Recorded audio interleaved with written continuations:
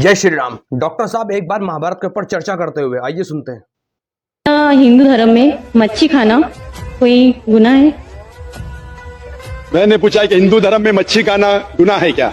मच्छी खाना गुनाह नहीं है, बल्कि इसके बारे में जिक्र किया गया है। अगर आप पढ़ेंगे महाभारत अनुशासन पर्व चैप्टर नंबर 88, उसमें जब युधिष्ठिर पूछते हैं भीष्म से कि हम यज्ञ में पूजा में क्या देंगे ताकि हमारे परदादा खुश होंगे, तो भीष्म जवाब देते युधिष्ठिर से। युधिष्ठिर पांडवों के सबसे बड़ी भाई होते, तो भीष्म जवाब देते युधिष्ठिर से, अगर आप भाजी पाला देंगे तो हमारे परदादा 1 महीने के लिए संतुष्ट रहेंगे।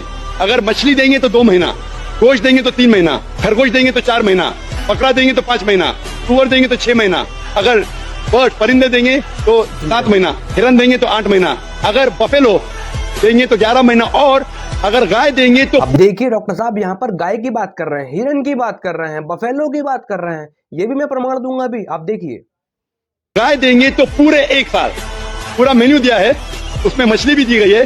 तो इस्लाम में मछली खाने की इजाजत है, हिंदुइज्म में भी। ये गलतफहमी लोगों को दिगर मज़ाहिब से मिली। अब देखिए, मुझे ऐसा लगता है ना तो डॉक्टर साहब ने कभी महाभारत पढ़ी है, ना ही हमारे बच्चे पढ़ते हैं, ना ही हम पढ़ते हैं, क्योंकि हम लोगों को पता तो है नहीं। ऐसे ही व्हाट्सएप यूनिवर्सिटी हम लोग स्टूडेंट बन जाते हैं। मांस वगैरह का सर आप जिक्र करने लग गए हो, तो वही 88वां अध्याय 1 से लेकर 10 तक हिंदी में अनुवाद है। आप ध्यान से पढ़िए क्या लिखा है। मैं आपको बताता हूँ, मेन टॉपिक मैं आपको बताता हूँ।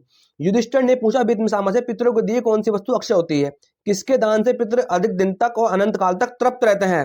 तब भीष्म पितामह बोलते हैं, हे नरेश्वर, तिल, ब्रीही, जौ, उड़द, जल और फल मूल द्वारा श्राद्ध करने पितरों को 1 मास तक की तृप्ति बनी रहती है। मनुज या कथन है, किस श्राद्ध में तिल की मात्रा अधिक रहती है वह श्राद्ध अक्षय होता है।